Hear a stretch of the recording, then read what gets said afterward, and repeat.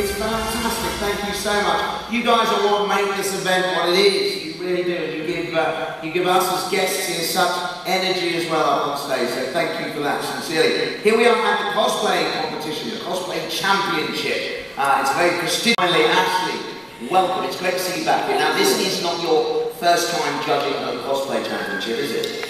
No, it's not my first time.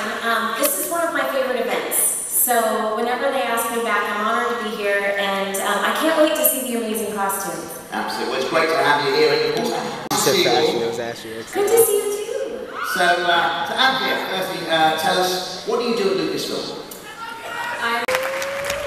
To make this cosplay, she heat-molded warbler and plastic for the metal pieces. The fabric is sewn by hand, and everything is custom painted.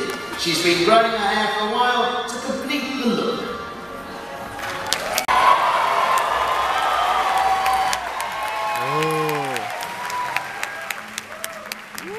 This costume took 4 months to create. The fabric used were mostly spandex, pleather, and knits.